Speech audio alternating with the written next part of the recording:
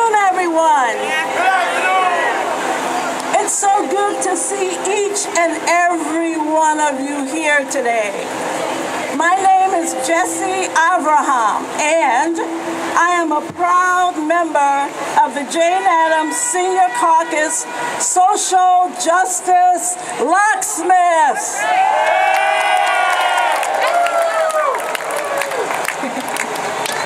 I heard some disturbing news.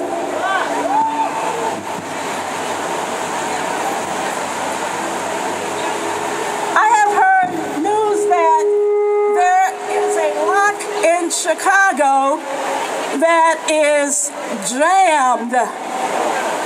And that's why I'm here, to try to unjam that lock.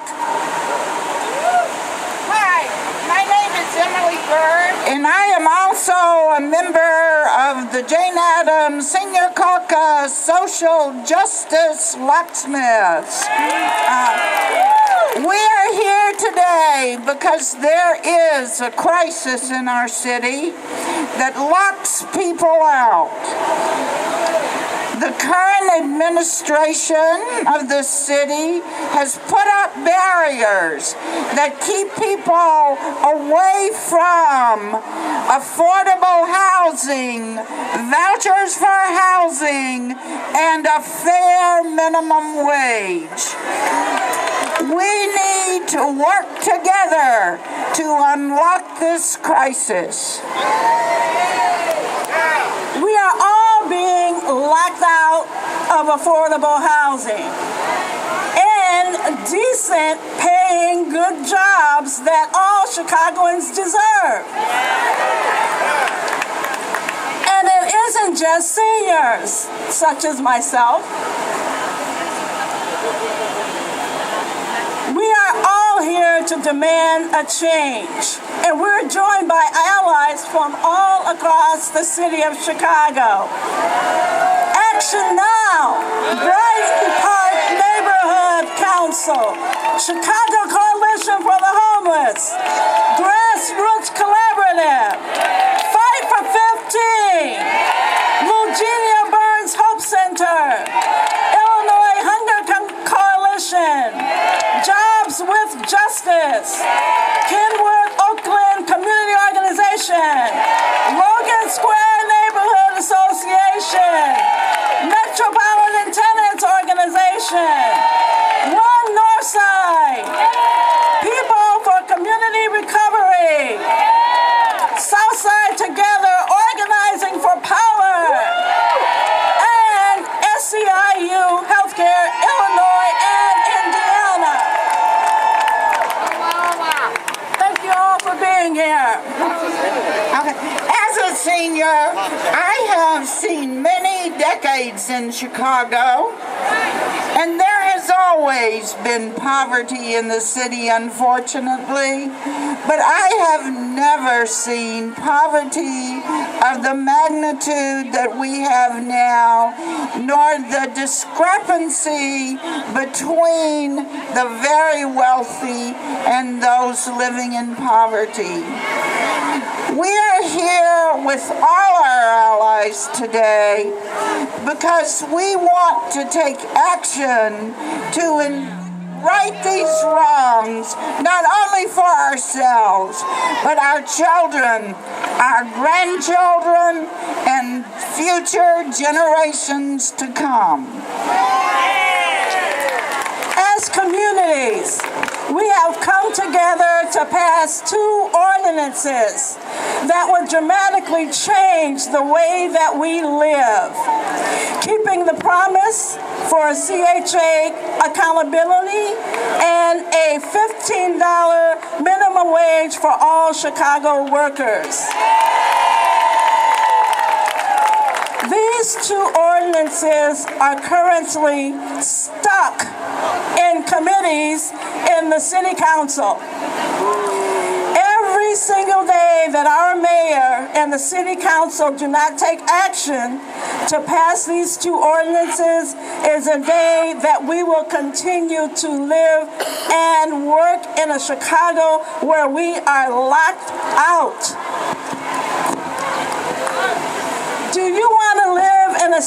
without affordable housing? No. Do you want to live in a city without a good, decent minimum wage? Then let's get to work unlocking these locks now. The first item we see behind the fence is empty CHA housing. And then stockpiled money, CHA money for housing vouchers that is not being spent, but just simply kept stuck away. We know that we need affordable housing in Chicago. It's just not here. Does anyone know how many people are estimated to experience homelessness in 1 year? Does anyone have any idea? 10,000, a million? Anybody else? 50,000. 50,000, okay. 100,000. 100,000, okay. So the final answer is, in 2013, it is estimated that over 116,000 people will experience homelessness in Chicago. That ain't right. Housing is a human right. CHA units should be available to those people who need them.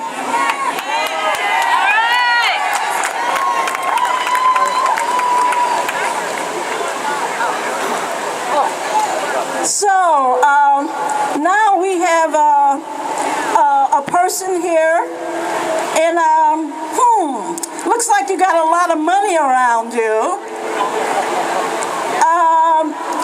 This just doesn't end with empty units. As you can see, the CHA has stockpiled about $450 million that should be given out to Chicagoans in the form of housing vouchers. That's right, you heard me right. $400 million of our tax money while people are homeless in the streets. So we want to say to CHA, don't be slouchers. Hand out those housing vouchers. CHA, don't be slouchers. Hand out those housing vouchers. CHA, don't be slouchers. Hand out those housing vouchers.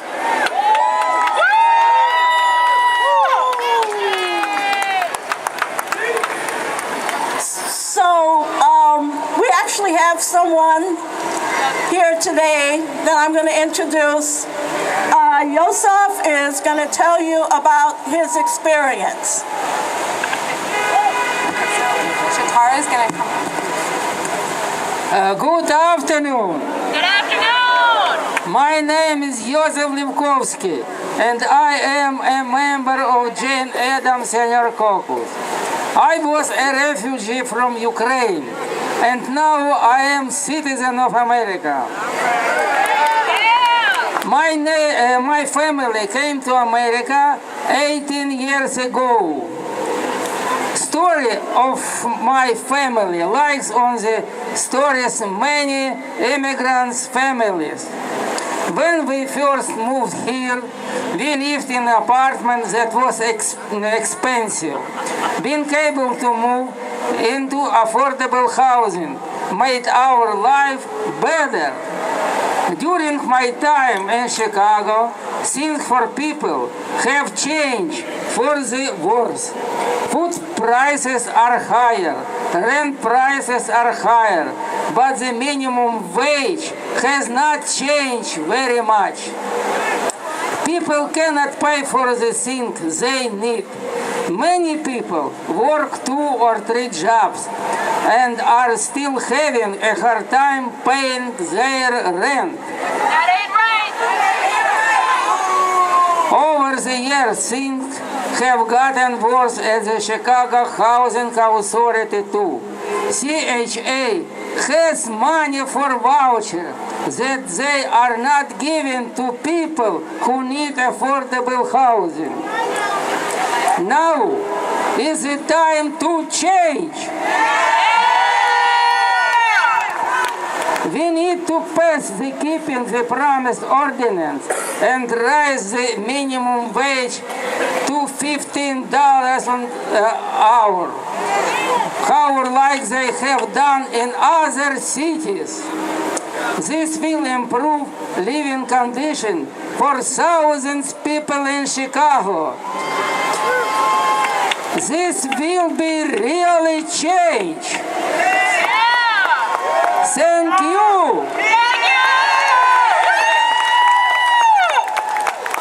Thank you, Joseph. And like Joseph says, they're doing it in other cities. We can do it right here as well. We deserve a living wage and affordable housing. Yes, we do. And you know what? There are so many real people who are dealing with these experiences every day because the CHA isn't doing its job. So we have the honor of having Shatara here today, and she's going to share with you her own story of homelessness and her struggle to find affordable housing. All right. Just introduce yourself. Everyone, my name is Leah Levenger. I work with Shatara. Shatara is here with us today. This was going to be her first time speaking. She's nervous. Understandably, it's a very personal story to tell the story of being homeless. And so she asked that I read her statement, know that she is here, know that this is what homelessness is like. It's all around us. It's the people that we may not know are going through it because they're ashamed or scared to speak about it. We love you, Shatara. Okay. All right, it's all right, girl. Here's Shatara's statement. Good afternoon. My name is Shatara Umwango. I am a mother, I am a worker, and I've been on the waiting list for CHA housing since 2008. I don't have a doctorate or a master's degree, but I get up every day and I live a productive life. I work at a Walgreens. My supervisor has me working 38 hours every week. They keep me working less than 40 hours so they don't have to provide benefits. I work the night shift and I get off at 12:30 a.m. I have a daughter, EVA.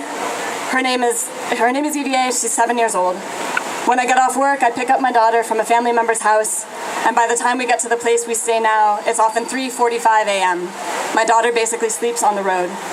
We don't have a union at Walgreens, and the pay is minimum wage. After taxes, I take home $500 every 2 weeks. It's just not enough to pay for housing of our own. From November of 2012 to March of 2014, we were homeless. Some nights I slept in my truck while my daughter stayed with a family member. We ended up finding a room to stay at a homeless shelter on the south side. At least the shelter gave us a place to be a family and to be together, even if it wasn't a place of our own. Currently, we stay at a room in a friend's house when, after last spring, our time ran out at the shelter. Even after waiting for 6 years, there's still no help from the CHA. But I still dream of having a stable place of my own to raise my daughter. She deserves that. And what Shatara says she wants to say to the officials here is that families like hers need the help, and CHA can offer it. We need better policies to hold CHA accountable to their mission of providing housing for families like hers who are trying to survive on the minimum wage. We need policies that provide acknowledgement and encouragement to let families know it's paying off, that there's a way out and a way up. Families like Shatara need to know that someone sees them. This year you have the opportunity to vote on 2 issues that would transform the lives of thousands and thousands of families. We hope Shatara's story has touched your heart. We hope you fight hard for the Keeping the Promise ordinance and for affordable housing for workers and families like Shatara in Chicago.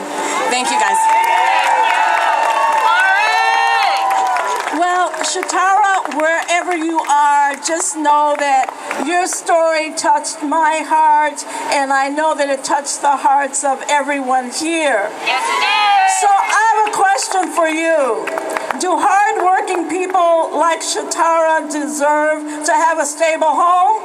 Yes. Do we want to help Shatara and people like her find housing by pushing to reform CHA? Yes. Keeping the promise. That's the name of the ordinance that's currently in committee in the City Council. This ordinance would give the City Council oversight over CHA and make sure that they are doing their jobs, that they are releasing the monies to allow people to find affordable housing and to open up these empty housing units. It's estimated that if this ordinance is passed, and it looks like the wind is blowing over this fence, but it's estimated that if this ordinance passes, that it would reduce the number of homeless people by 14,000. That is 14,000 people who are currently homeless who would have safe housing. The Keeping the Promise ordinance was introduced in September, and we want it to be called for a hearing now.